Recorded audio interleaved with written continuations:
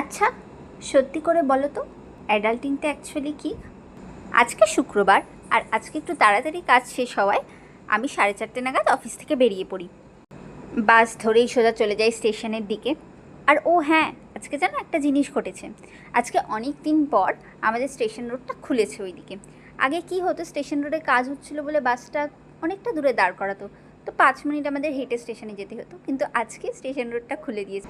স্টেশনে নেমেই আমি চলে যাই সোজা একটা আখের রসের দোকানে। এখান থেকে আমি প্রায় খেয়ে থাকি আখের রস।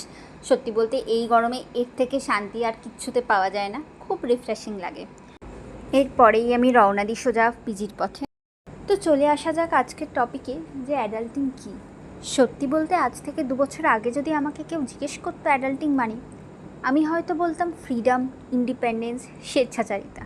কিন্তু এখন যখন একা থাকি তখন মনে হয় অ্যাডাল্টিং হয়তো খুবই বেসিক জিনিসগুলো, খুবই সিম্পল আর সাধারণ জিনিসগুলো, যেগুলো দেখে আমরা বড় হয়ে উঠেছি, কিন্তু বুঝিনি যে এগুলোই অ্যাকচুয়ালি অ্যাডাল্টিং। মাসের মাইনা ঢুকলে প্রথমেই নিজের পছন্দের জিনিস না কিনে রেন্ট, ইলেকট্রিসিটি ফিগার আউট করাটা অ্যাডাল্টিং। গরমকালে বাজারে গিয়ে গ্রীষ্মের প্রথম আম কেনাটা অ্যাডাল্টিং। কিছু ভালো না লাগলে ডাল ভাত বানিয়ে নিজেকে কমফর্ট ফুড খাওয়ানোটা অ্যাডাল্টিং। তো সেরকমই আজকে আমিও বাজার গেছিলাম, আর গিয়ে দেখলাম আম উঠেছে।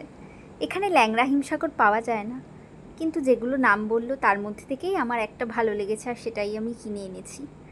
সত্যি বলতে বাড়িতে থাকতে আমি কখনো ভাবিনি যে আমি ফল কিনে খাবো, কারণ ওটা আবার কিনতে হয় নাকি, ওটা তো খেয়ে উঠলেই মা হাতে ধরিয়ে দেয়।